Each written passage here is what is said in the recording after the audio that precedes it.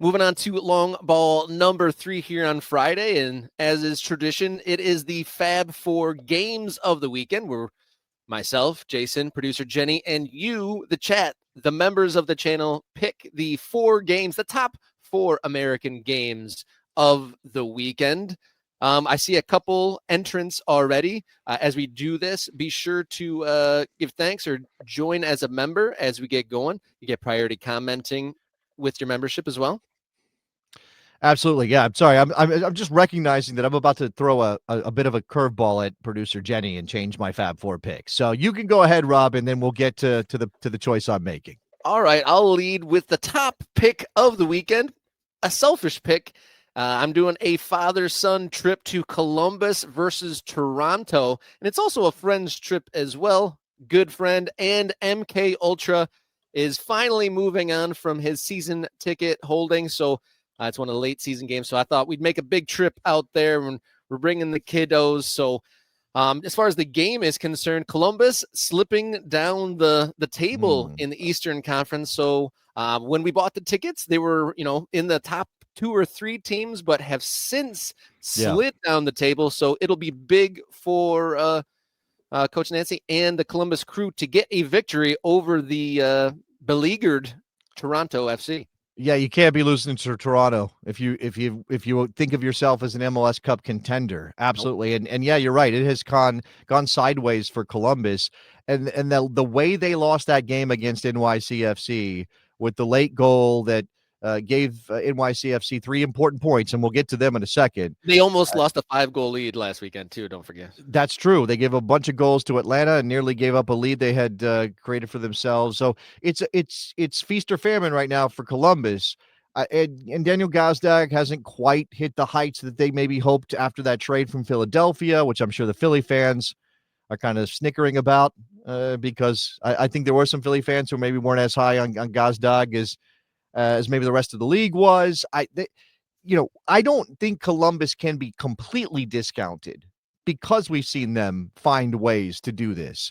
But yeah, this game might tell us something. At home against Toronto, full points necessary, comprehensive victory, absolutely. Yeah, can't wait to show the kiddos this because I've gone to USL 2 games, DCFC games.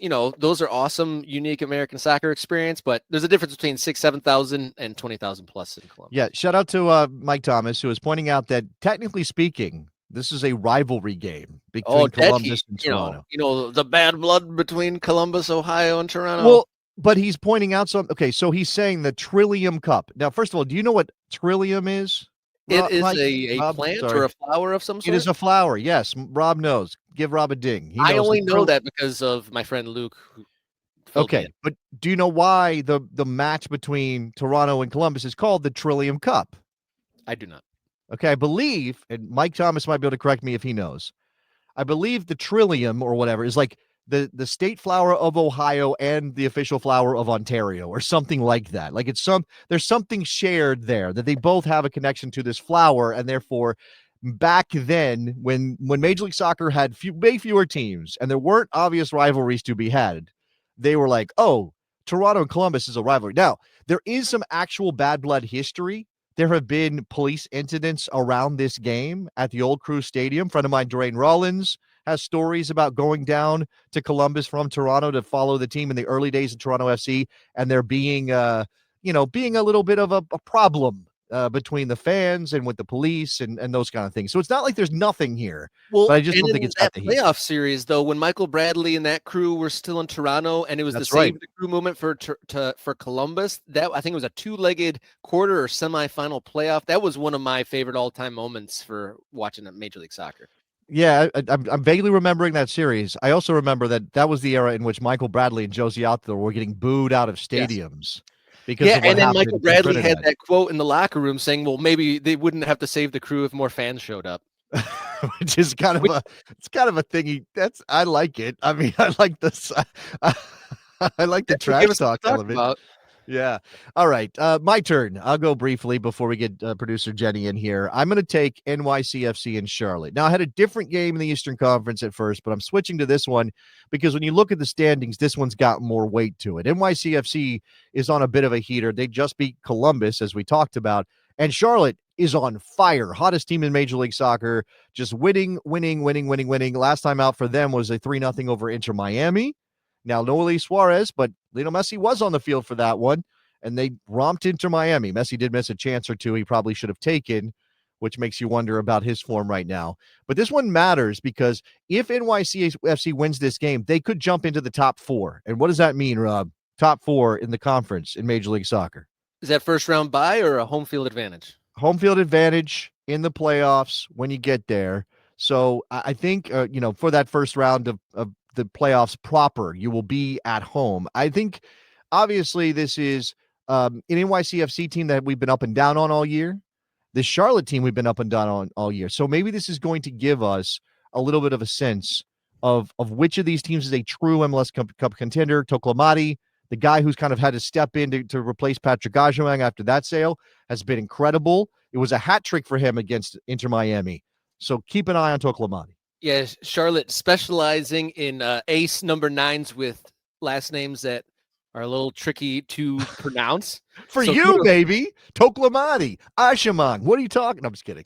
You're nailing it. That's why you're the pro, Mr. Davis. And then for the third pick of the Fab Four, let's bring in producer Jenny. I went Columbus, Toronto. He went with that pick. And then what you got? NYCFC Charlotte, Rob. That's the one you couldn't remember. Yes, Jenny, what do you got? Yes. I'm going to go down into the lower leagues, into USL League One, and take AV Alta against South Georgia Tormenta. We talked about AV Alta and their fun story as an expansion team in League One this year. And this game is a playoff 6-pointer. AV Alta in 8th place with 31 points. South Georgia right behind them with 29 points. Part of what makes this match so intriguing isn't just the fact that the winner will kind of hold on to that last playoff spot, but it's also a very big contrast in form. AV Alta, 3 draws, 2 losses in their last 5 games, whereas South Georgia Tormenta, one of the league's hottest teams, have won 4 of their last 5 to get themselves back into the playoff race. So will AV Alta be able to turn it around, or will South Georgia head across the country to Southern California and keep their hot form going and climb into a playoff spot? Good pick. Not bad at all. Thank you, producer Jenny. Always love your contribution. Shout out to by the way, shout out to MK Ultra Tyler Spaz. That's his handle. I don't know if his last name is probably not that, but he's in our he's in our Discord, and we're asking people to tell us, generally speaking, where they are, so we can dot the map. It says it there on the screen. We're dotting the map with our listeners, with our viewers, with the people engaged in this show, and some other things we're doing. And we got Tyler in Lancaster, so I'm imagining he might be out at this game. Between between AV Alta and South Georgia Tormenta, Rob. So that could be cool.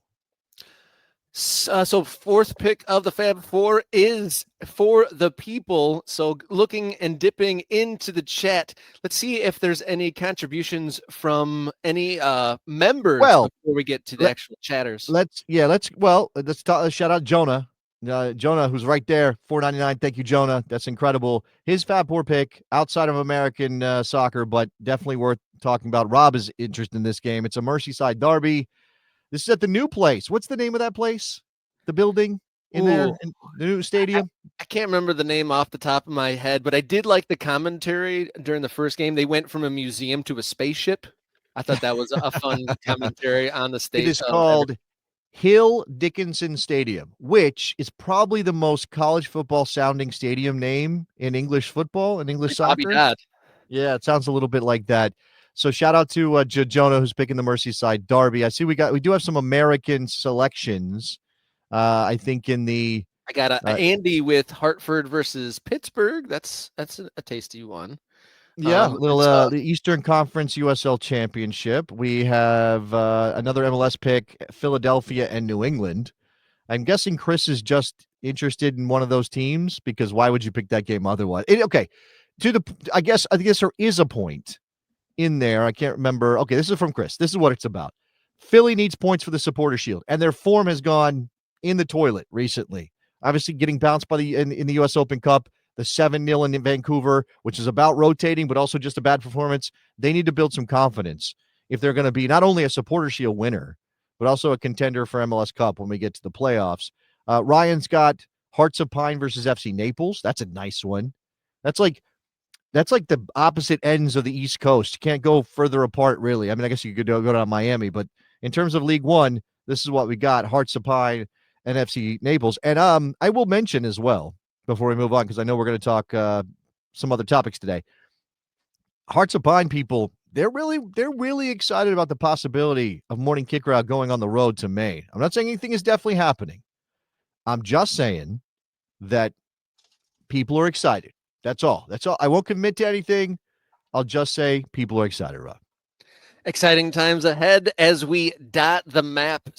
Supporters of this show, American soccer teams, we're on the mission to dot the map here on Morning Kick Around. Thank you, Fab4. Thank you, chat, for getting in there with your picks.